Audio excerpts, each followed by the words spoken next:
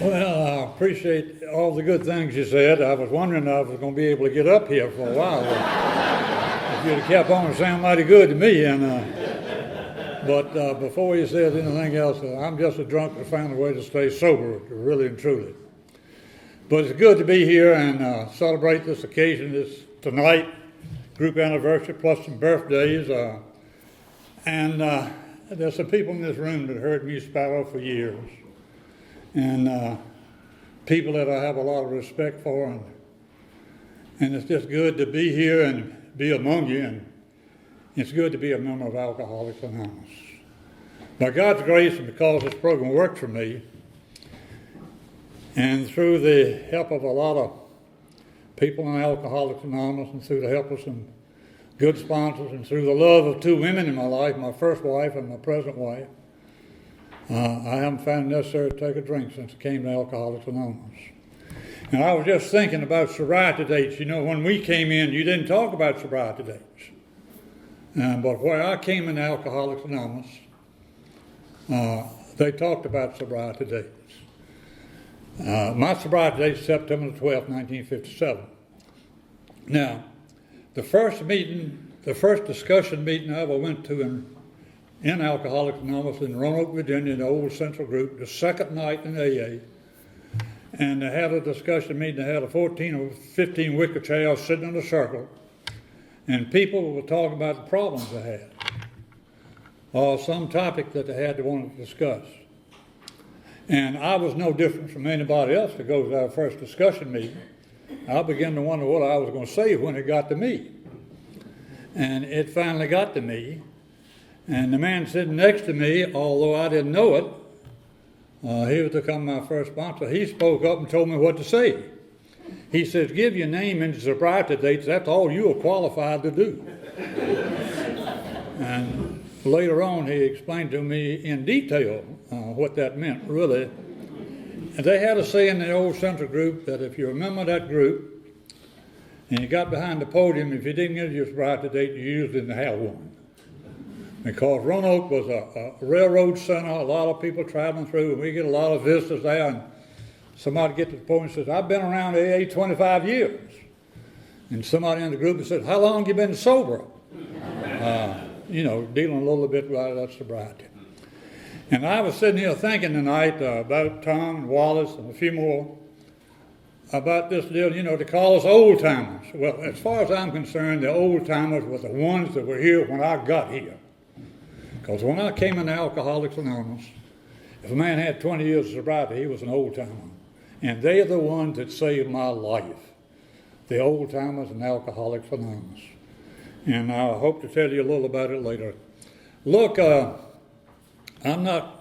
always heard this, I'm not going to give a drunkalogue, but I will tell you a little about me getting Alcoholics Anonymous, because the greatest thing that ever happened to me is Alcoholics Anonymous. That's the truth. Everything I have today, material-wise, what I had in profession, everything I had, the marriage I have, everything I've got on the face of the earth is because of Alcoholics Anonymous. There's no other way of getting it. There was a time I wanted to take a credit for some of it, but I know now where it all came from. And it had to start with a young man that really was raised in a good home. His father drank excessively. It led to a divorce in my home when I was 12, and my mother raised me, sent me off to school, and gave me a good college education, and I was very fortunate. And my daddy was a man that he was one of these people that, he's a good man as long as he doesn't drink. That was my daddy.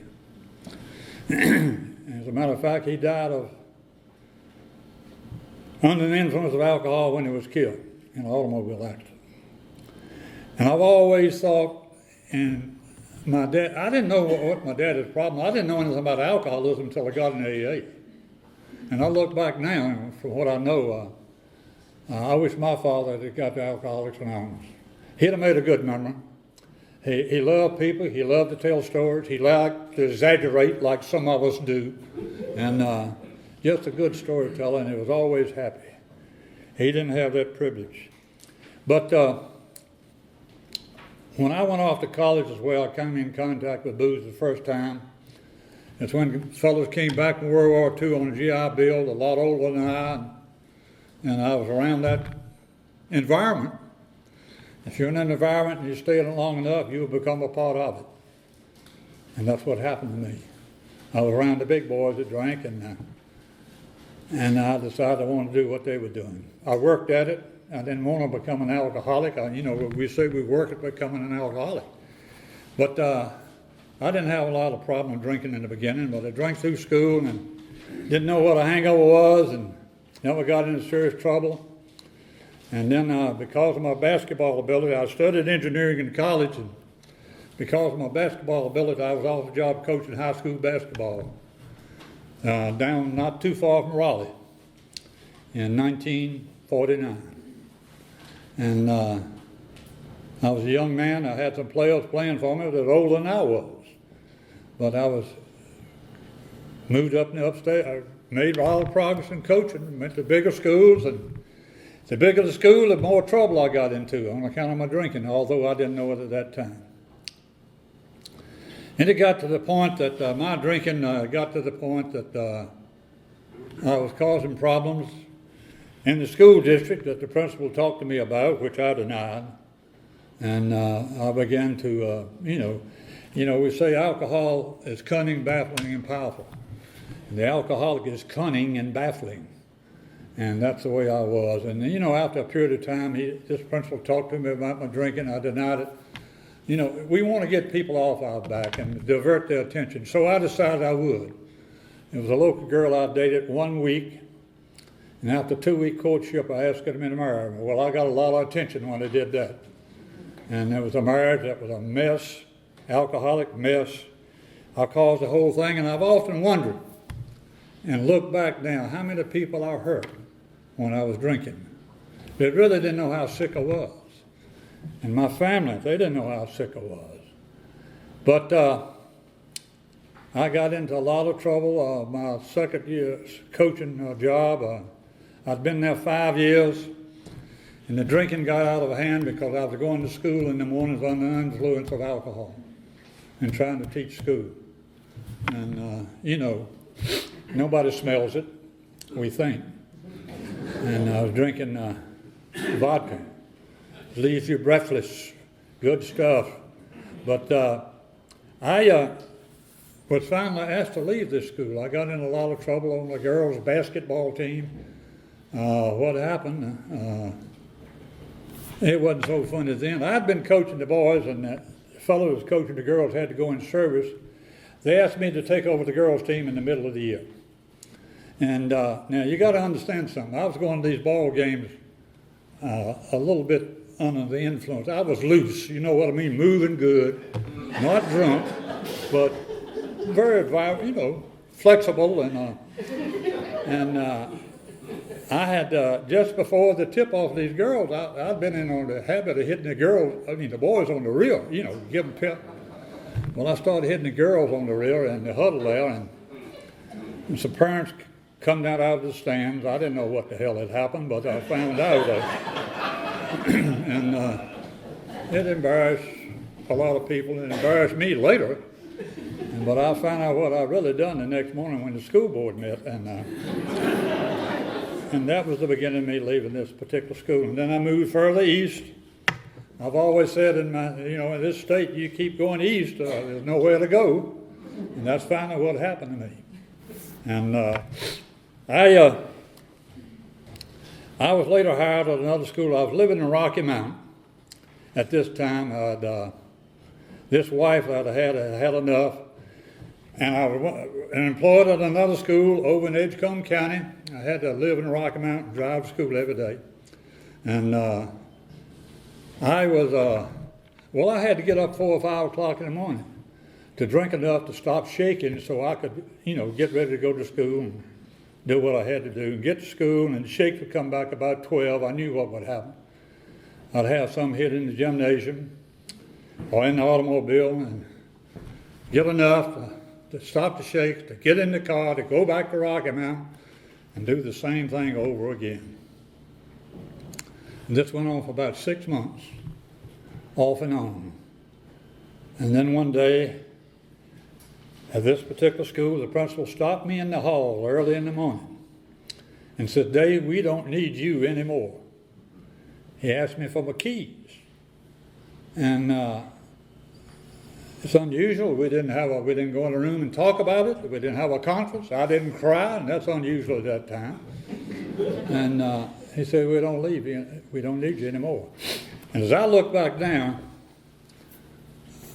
from what I know about alcoholism today, I'd become an alcoholic, although I didn't know it at that time. Because I'd got to the point in my life I'd take one drink and I could no longer guarantee you my behavior. And to me, that's what an alcoholic is. I'd gotten to that point. I left school that day, and I don't know where I went or what I did, but I remember coming to it the first time that I can remember in jail in Rocky Mountain. And I'd been somewhere for a period of about 2 weeks and got into a lot of trouble. And when I came to, there was a fellow talking to me through the cell door. I later found out he was a county health doctor. And his son says, "Your mother has come down here and straightened out all this mess again." And my mother had been straightening out a lot of messes on account of what I've been doing. And he said, "We're going to send you to a place where they can cure you." And now I didn't know what it meant when they said cure me.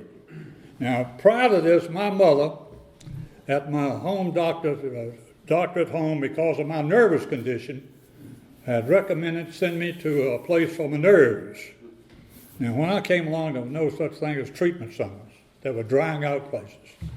And I went to some of the best ones up there, East Coast. My mother sent me for my nerves. And what it was I'd go there. I enjoyed going to these places because what they do, you taper it off. I don't know if any of you ever taper off or not. I enjoyed tapering off.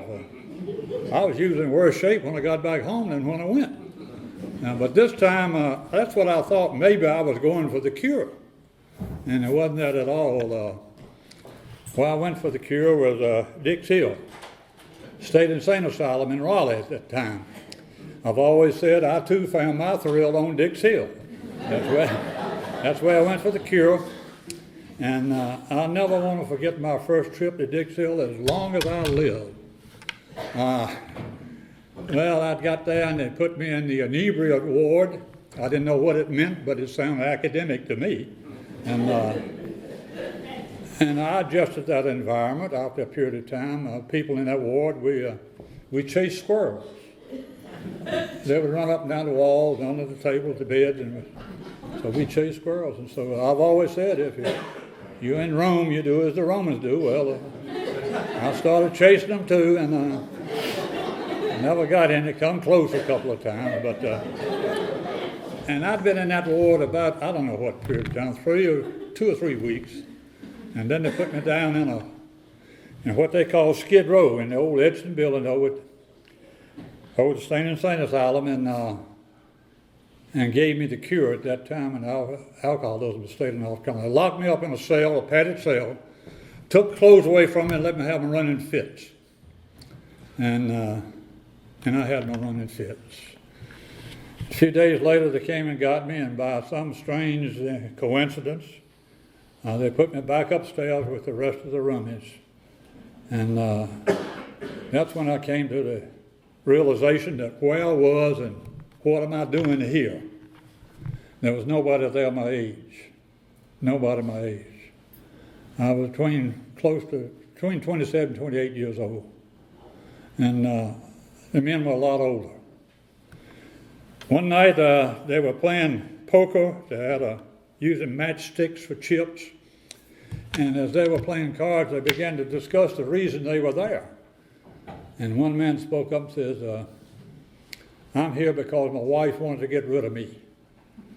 And that made sense to me. I thought my mother wanted to get rid of me. My mother had done everything she knew to do to try to help me. And then I heard a man speak up and says, "I'm here because I'm an alcoholic." The first time I ever heard the word per se. And when I heard the word, I began to play a game that I was to play until I got to Alcoholics Anonymous, compared my drinking to my father's drinking. And my father was a lot better than me. He never got kicked out of his profession. He lost a family. he didn't have to do the things I had to do later on before I got to Alcoholics Anonymous. The day came that I had to leave Dix Hill. I had nowhere to go. I lost everything I'd accumulated since I'd graduated from college. The bank account, the car, the house, the marriage, the drunken marriage, it was just a mess. I didn't have nowhere to go but one place, back to my home, to my mother. And you know how mothers are. And I got back home, and I don't know, when I got there, and I just made a vow that I try to do what I was doing for her. But I got home, and she suggested I go see the family doctor, and he was still worried about my nerves. Now, I don't know anything about drugs, but I do know something about tablets. And the good doctor gave me some tablets to take. Now, you talking about being loose. I became real dangerous then, because I was running around a crowd at night that were drinking, and we were eating them big steaks. And I was taking my medicine, but I was usually in worse shape than they were. And then one night that bottle was passed. And it had been passed before, and I declined it. But this particular, I've been at home about 9 weeks. And it was passed that night, and I took a drink. And unbeknownst to me, in 2 days, I was back in the place that said I know I'll go again as long as I live, Dix Hill. To make a long story short, I went back to Dix Hill 5 times in 6 months. On account of one fact, as I know it today, I'd become an alcoholic, although I didn't know it. The last time at Dix Hill, I was in the nut part of the book. I was instead of the drying out part. And there's the distinct difference. That's where I found out being strapped down to the bed in a straitjacket. How you live better electrically, I found out about that too. And I never want to forget that. You remember old Pelham Green from Fort Payne, Alabama? Old Pelham used to say, I always felt better after I had one of those things. You damn right you'll feel better after you had one. And I look back now at this instance in my life and say, by God, you were there. You were there. You were with the nutties. And that's what it was. I was with the nutties. There's a word we hear a lot in Alcoholics Anonymous. It's out there in the general public too, the word coincidence. A lot of coincidences happened to me before I ever got to Alcoholics Anonymous. And one happened that day. After I'd been in that ward for a period of time, for some reason or another, they came and got me, carried me back over to the old Epstein building, and with the rest of the drunks. Now, you got to understand something. I'd been there so much, it more or less made me an honorary attendant. I worked in the kitchen, worked in the dining hall, did odd jobs, and then I had the job of going to the main building every morning to pick up the mail. And I had 2 assistants. And one day, going to get the mail, we decided to have a staff meeting. And our meeting, we decided we would escape. And at that time in Raleigh, at Old Dix Hill, it was like cops and robbers over there. And we managed to get out of there, to go over that fence that afternoon. Was in downtown Raleigh at the old Andrew Johnson Hotel. We'd got some money and got a jug and was in there, got us a room and just sitting there drinking. And the 6 o'clock news came on. I'll never forget it, the TV. And you know, the streamers that cut across the bottom when it's a catastrophe or a hurricane or something. Said 3 criminal and insane that just escaped from Dix Hill. And one of the fellows said, wonder who the hell it is. And we found out shortly because they popped up still pictures of each one of us. And one fellow started crying and ran. I don't know what the hell happened to him. I haven't seen him since. And that was 50-some years ago. And the other fellow and I decided, well, maybe we better split up since we were gangsters. And he went his way and I went my way. And the next morning I was on the streets in Raleigh, and a fellow recognized me that knew my mother, that knew what was going on in my life, and put me on a bus and sent me back to my hometown down in Roanoke Rapids. Unbeknownst to me, my mother was in Richmond with a nervous breakdown. And I had gone to the home and broke into the home and stayed there for a week until they brought her home and found me. And I don't know if you know who they are or not, but they are those people. Usually kinfolk, they get in one room, crack the door, they get you in the other room, and they begin to talk about how much they love you, but what they got to do. And they at that time was my two sisters, and a friend of the family was like a father to me and my mother. And one of them came in the room and gave me a wad of money and said, "We want you to leave this part of the country, you're killing mother." And well, I saw that green, and I kind of agreed that it was a good thing. I better leave. And it was enough to go a good distance for a long period of time if I'd used it wisely. They really meant for me to go. And I did. I went 4 miles to a neighboring town. Old Weldon, pulled an old Weldon hotel. Had a lot of friends there for a while until the money gave out. And finally the money gave out. And then one day I went over to my hometown, and a friend of the family in business, I bought an outboard motor. I didn't have a boat, but I bought a motor. You know, write a big check, get some change, and pick up the motor later. And sure enough, they called my mother 2 days later to tell me my motor was ready. And she put 2 and 2 together. And that particular afternoon, John Law came in, got me and carried me back to my hometown in Ronald Rapids and put me in jail. Stayed in jail for several days, and it's funny now. I'd been there. Everybody was left the next morning except me. And then one night I finally got the jailer down there. I said, "I want to talk to my attorney." He said, "Who is your attorney?" I told him, he said, "Talk to him, and all you want to is the next cell block." And sure enough, he was. And coincidence maybe, this is the man that got me to come back to North Carolina later after he got in AA and found sobriety. And later on, he was a member of the state legislature also. And he died sober. But he couldn't help me that night. And the next morning is when I went upstairs and tried something in a court of law I didn't know I'd done in a blackout. And another day later, now you got to understand this, the prosecuting attorney was my mother's next door neighbor. And he didn't seem to know who I was. And my sister was city clerk, and she didn't seem to know who I was either. Nobody came to help me. And then I moved a little bit further east to another courthouse the next day, tried again, and just 2 or 3 days later, I was on a chain gang down in Dilson Swamps, doing the best I could and didn't know anything about where I was. Now, I'd heard about Alcoholics Anonymous in Dix Hill. Some fellows from Raleigh used to come over every Sunday afternoon and put on a meeting. I was the joke who got in the back of the room and made fun of them.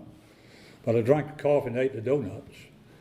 The second time I heard about Alcoholics Anonymous was a man in my hometown named J.T. Cole. J.T. carried me down to Rich Square one night to talk to Vernon Strickland. Vernon Strickland was an old-timer. He was a successful lawyer, became an alcoholic, wound up out in the Akron area, and Dr. Bob got a hold of him. He got sobriety, came back to eastern North Carolina, and started the first group in eastern North Carolina down at Rich Square. And J.T. carried me down there this particular night to talk to Vernon. And that man took the time to sit down and talk to him about Alcoholics Anonymous. And I remember telling him that I was too young to be an alcoholic. And of course my brain's been about pickled by then, but I never forgot what Vernon told me. And I'll tell it to a few people today when I have the occasion. Vernon says, "Well, son, I tell you what, you keep drinking and be patient, and you'll find out if you're an alcoholic." And it was about a year and a half later, I ran into Vernon at a celebration in Ronald Rapids. He was talking, and I'll never forget, he said, "Oh, I see you were patient. I see you were patient." And I was patient. Well, at this prison camp, there was a young fellow in charge of the camp that every Saturday afternoon I had to cut his grass, and they let me have dinner with he and his wife. And this was a fine occasion for me, and he's the man that at that time suggested maybe I needed to go to Alcoholics Anonymous. And that was the third time I heard about AA. And it was a few weeks later that I was able to leave, and when I left, I had nowhere to go again, but back to my hometown. And my mother took me in this time against the advice of they. I remember they got in that room and started arguing about me, and my brother-in-law came over and got into the deal. And, well, I won't get talked about him, but anyway, the end result was I heard my mother say, he's my boy and he stays here tonight whether you like it or not. And that's when I made a vow. I just tried to do it for her. Sobriety wasn't in my vocabulary. I just wouldn't drink anymore for her. And I don't recommend it before AA or after AA. And I was able to do it for a few months. I was suggested maybe I should go to work one day. Been a while, and I didn't think I'd get a job teaching in the state of North Carolina. I wound up through an agency in Richmond, and sent me to 2 schools in Virginia and 2 schools in Maryland to be interviewed. And one afternoon I wound up, and my mother took me to these places in a period of 1 week. And I went in Roanoke, Virginia, and the man, the superintendent of senior school, interviewed me, and he wanted to get some references because he was very interested in me. And I gave him some references. He said, let me get on the phone and call these people, and I'll be right back. And he was gone about 30 or 40 minutes. And then my mother was with me, and I remember telling her, I said, well, it's all over now. And he came back in a few minutes and says, I understand you had some drinking problems at one time, but you don't have a problem now. I said, no, sir, I don't. And I didn't think I did. And he hired me. It was the largest high school in Southwest Virginia. In spite of where I'd been and what had happened to me, I had another chance in life. Another chance.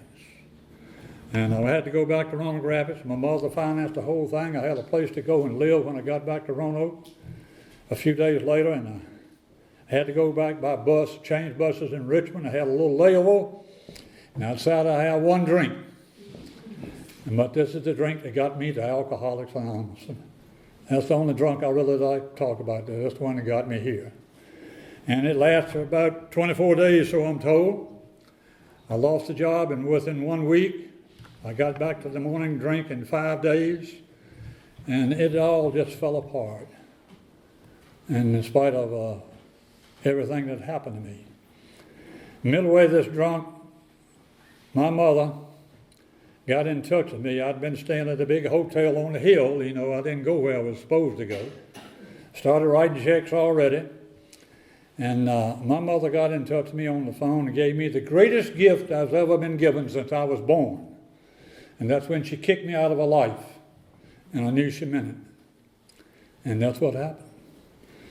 And a few hours later, I was on the streets in Roanoke, Virginia, panhandling, doing the best I could. On Sunday morning, September 11th, I was in a back alley in downtown Roanoke. And I don't know about you, but I can remember when the point in my life came to the fact, it was this morning, I hadn't taken a drink, I had some whiskey, and I said, I'm going to die from what I'm doing in this back alley. It finally occurred to me that maybe I thought I was a leper. I thought I was the only man on God's green earth like me. And I prayed out for some help. Maybe it was a coincidence. The only man that really knew me on a first name basis had been looking for me for several days. He didn't know anything about Alcoholics Anonymous or AA. He just wanted to help a human being. He'd talked to my mother and found out she wasn't going to help me. And he found me that Sunday morning, took me to his home, and got in touch with a man that knew a man in Alcoholics Anonymous in Roanoke, Virginia. And that afternoon I was carried down to a clubhouse called the Easy Does It Club in downtown Roanoke, where I was introduced to Alcoholics Anonymous as I know it today. Now, I don't know about you, but I got to the point in my drinking I couldn't find oblivion anymore. I couldn't black out anymore. My hair hurt, my toenails hurt. I was just tired of sick and tired of the high cost of low living, and that's what it had become. I didn't have any vision but straight ahead, nothing peripheral. And I remember those two men, the principal and the superintendent of schools, carried me up those steps in that club room. And AA members met us at the head of the stairs and began to talk to them. And there was an old gentleman standing right here in the corner gave me this. And that old man's name was Old Man John. Old Man John. He came to AA in the later years of life. He died when he was 82 years old or 72, I forgot, but I helped bury him. But he's the man that rang my bell the first day in AA. Because he called me aside and he said, son, he put his arm on my shoulder. He said, son, says, all you got to do is listen to these people and do what they tell you to do, and you never have to be alone again. And I thank God for the fact, although I didn't know what he was talking about, I know what he was talking about today with the first few lines of chapter 5 that we read a while ago. Rarely have I seen a person fail who has thoroughly followed our path. That's what old man John was telling me. And I thank God for the fact I was able to close the door behind me and remain an alcoholic in all of these years. After a period of time, I got to shaking. I said something about a drink, and they said, no, we don't do it that way. And then I said something about some tablets, and I thought I'd start a revolution when I mentioned that. And I said, no, drink the coffee. And God, I drank that coffee that afternoon. And let me tell you something. It was that ropey stuff. And I thought it was a requirement. Now, I've always said, and I still contend, there are a hell of a lot of people in Alcoholics Anonymous making coffee that don't have any business doing it. And that was one of those days. I drank it till I got sick from it. But I thought it was a requirement. And that night, they carried me to my first meeting. Some guy talked, and I don't know what he said. But I remember looking at the window and wondering how far it was down to the next floor if I went out the window, with all those crazy thoughts we have. After the meeting, the magic words of alcoholics came to me, and strangers, complete strangers, walked up to me and says, we love you, and we understand, and you're going to be all right. Nobody asked me where I came from, what I had, if I had insurance. Nobody asked me a thing. We love you, and we understand you're going to be all right. And that night after that meeting, 3 men got me a room at the YMCA and stayed with me all night long to prove that I didn't have to be alone anymore. All night long. And they talked to me and fed me K-Row syrup. I remember telling them, I said, if you get too bad, we're going to get a doctor, but try it our way. And God, that K-Row syrup, I don't want any K-Row syrup today, I'll tell you that. But I remember that it was getting light, and one of the fellows in the group said, Dave, all we do is try just to do it a day at a time. Because they've been talking to me of their stories and about Alcoholics Anonymous. And that was the moment in my life that I began to believe that maybe I could do it. But somewhere in the dark recess of my mind, I knew one fact. At that time, if I did it, I had to be around them to do it. If I did it, I had to be around. And that's the reason I'm here tonight. To maintain my sobriety, I still got to be around you to do it. Still got to be around you to do it. And I feel like that everybody that walks in that door has the same right to receive what I had and what I got in Alcoholics Anonymous. And that's the reason I keep coming. I keep coming because I've got to do it. I got to do it. Well, after that first morning, that first night, the man became my first sponsor, met me the next morning. And I never forgot, he sat down and talked to me about the promises. And I thought he was nuts, I really did. But he told me about the promises. And I said to myself, my God, that's rather strong. I didn't know what it got. But today, as I stand by here before you, he was right. You do these things, those promises will come about. And they came about. And this man had a great knowledge of Alcoholics Anonymous. He was a great sponsor. He led me until I moved to Raleigh. And I made a lot of mistakes in my early sobriety. I stayed he got me a room in a boarding house where there were 5 other alcoholics that lived there. Each one of us had a private room. I don't know where the money came from the first few months I was sober. And I learned much from these men. Some of them had sobriety, and some of them had short-term sobriety. And Charlie Painter, he's dead and gone now. Charlie and I were 2 of those in that house. And out of those 6 men, there's 2 of us alive today. I'm sober, and there's one of them still drinking off and on. And I hear from him every Christmas. He calls me, collect, and wants to know why I could make it and he couldn't. And it's the same old story. I just follow the directions, John. I just follow the directions. And I got active in AA, and finally, I learned much more from people with less education than I. In that old central group, they had a saying that if you had to have a year of sobriety to talk. If you had less than a year, it had to be approved by the steering committee. And I had 9 months, and they finally agreed to let me talk. Well, one of the guys in the boarding house had gotten drunk, and they brought him to the meeting and propped him up in the back. And I decided I'd give a talk on how not to slip. Never heard of one being done, but I started talking, and I heard somebody say, "Sit down." And when you start raving sober, you don't hear too good if you're at the podium. And I went on for another minute or two, and I said, "Sit down."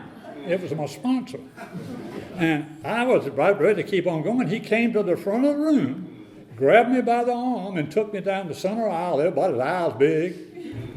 And the thought was going through my mind, my God, I got too much power for him tonight, and he don't want me to overdo it. That's all it is. Now, you can begin to understand what kind of condition I was in after about 9 months of sobriety, because I've been hanging around a bunch of people that were telling me to take what I needed, throw the rest away.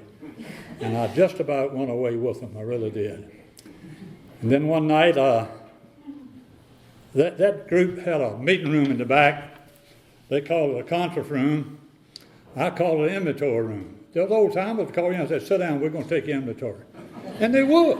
I mean, they'd just tell you right there, "We're going to take inventory." They called me in there one night. Well, they called me in one night about me, and I resented the whole meeting, and I got ready to leave, and got mad at them, and my sponsor says, "I want to ask you a question before you leave." And he said, "When was the last time you thanked God for a day of sobriety?" And I'd been sober close to a year, and it made me mad as hell. I went back to that boarding house.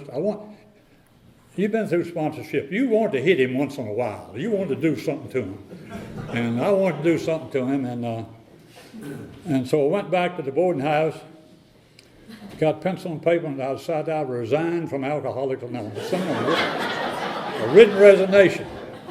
And as I was doing this composition, I heard his voice. It got louder and louder until I walked into a bathroom and looked at myself for the first time in my adult life, eyeball to eyeball, and really know what I was. That I was just a speck on this universe, and someday I'd die and soon be forgotten. And the only way I had to go was through the program of Alcoholics Anonymous. So the next night I rejoined Alcoholics Anonymous. Didn't take a drink, but I rejoined anyway. I do it every time I get a chip. And like I said, that group was very responsible and helped me a lot. They called me in one night to talk to me about my employment situation.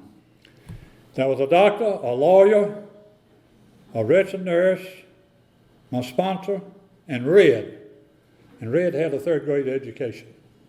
And everybody spoke up and told me what to do. Red spoke up and said, "Dave, it seems to me that if you studied engineering in college, that's what you ought to be doing in life." Well, hell, nobody ever explained to me that way before. Red was right, and so I went over to Salem to the district office and made an appointment to be interviewed, and AA had told me, said, "Tell them the whole works now when you go. Tell them everything." And I got over there and talked to that district engineer, and he sat there in complete amazement. I just told the truth. And he said, "Son, if you're willing to help yourself, we are willing to help you."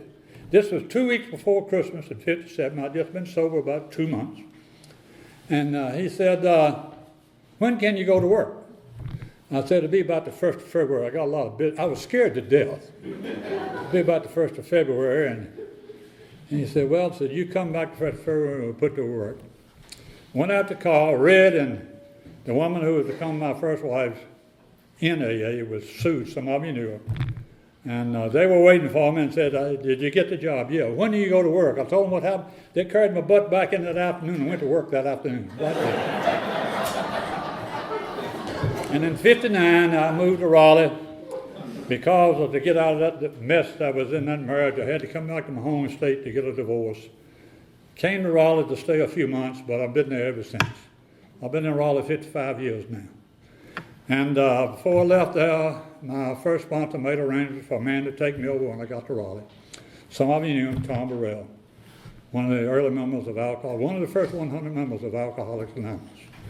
And Tom got a hold of me and rammed a book down my throat. And because when I got to Raleigh, I asked people questions to let them know how smart I was. And I'd ask Tom questions. He said, read the book, and then we'll talk. And the old Hayesbarton group is where I was. And one night, I'd been going to some of these conventions and conferences and watching these jokers stand up here and talk. And I guess I was 5 years sober then. And I called him out and I said, I want to talk to you after the meeting. We went in the ante room there at the church, and he said, what's the problem? And I told Tom, I said, I think I'm a convention speaker. And he looked at me, I'll never forget, right straight in the eyes. And he didn't say a word. He said, from now on, I'll let you know when you can tell your story. 2 years later, 2 years later, he called me over there and said, you're going down here and to do this and do this. You're going to talk at a convention, and there's something I want to tell you before you go. They asked me to go first. I can't go. You're going as a damn substitute, and don't you ever forget it as long as you live. And every time I get behind the podium, I think, well, how many did he call? I'm just a substitute, really. And I thank God for it, because everything I know about this program I learned from my sponsors, my group, and the big book. I've been in Raleigh for a good while and been active in Alcoholics Anonymous. I lost Sue several years ago, and then a woman came in my life with another coincidence. Julie, some of you know her. She's a member of the program and going on 32 years. And life has been good to me.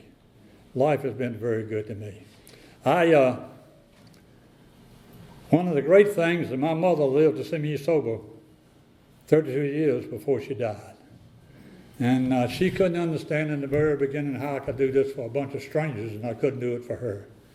And she had a hard time with Alcoholics Anonymous my first years of sobriety. And finally she became one of the greatest friends AA has ever had. I have two sisters that are still alive. 1 year difference in all our ages. All of us born in November, 1 year apart. And one of them wants to join AA, but she doesn't have a problem. She says we have too good a time.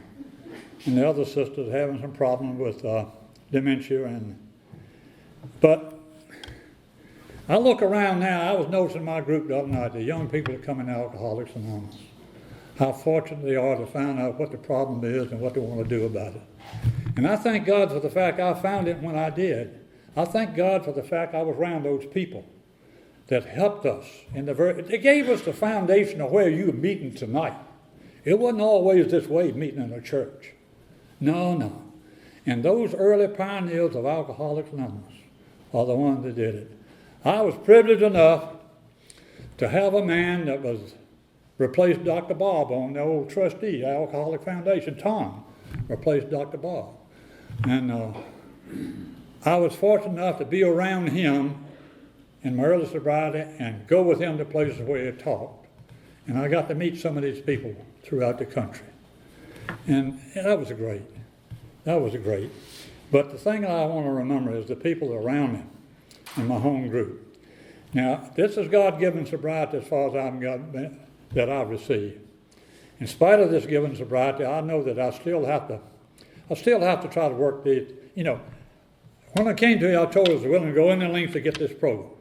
Sometimes I have to remind myself when I get a call in the night, somebody wants some help. And the thought always comes to me, thank God, wonder if they can wait till after breakfast. Those 3 men that first night, they didn't say we'll be back after breakfast. Hell no, it don't work that way. It don't work that way. The second thing I have to do is I have to go to AA meetings. That's where it's at. That's where we survive among individual egos. That's where we find out if we're walking like we're talking. Because if you got a home group and you're a member of it, they keep trace of you. They keep trace of me. And I know it. And the third thing I have to do is try to work these 12 steps to the best of my ability. Because I know for a fact that as long as I've been trying to work these steps over the period of years, working and reworking, working and reworking, that my life has improved. Because it tells us in the book, we're granted a daily reprieve, contending the maintenance of our spiritual condition. And it's through this that I've been able to do that. And the fourth thing I have to do, and you know exactly what I'm talking about, some days I just have to hang on and do the best I can. And they told me it was going to be days like this. I've had good days and I've had bad days, but none of them so bad as when I was drinking. And so I feel like that yesterday is my experience and tomorrow is my hope. And today is going from one to the other and doing the best I can. And as long as I try to do these things in Alcoholics Anonymous, I think I too will be allowed enough the other day of sobriety and walk this happy road of destiny that we speak of.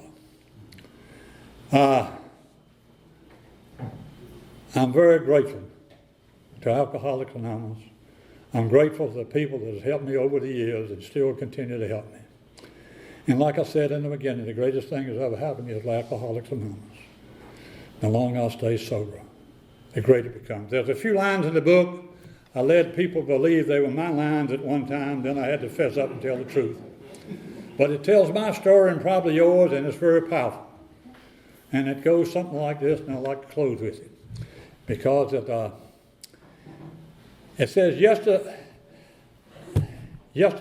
you know, I said yesterday is my experience, tomorrow is my hope, and going from one another the best I can. And I believe that with all my heart. But I know this also, that my life in Alcoholics Anonymous had some purpose when I began to work on it. And I think about the closing of what it says, and it was one of the stories in the book. This great experience that released me from the bondage of hatred and replaced it with love is really an affirmation of the truth I know. I get everything I need in Alcoholics Anonymous, and everything I need I get. And when I get what I need, I invariably find that it was just what I wanted all the time. Thank you very much.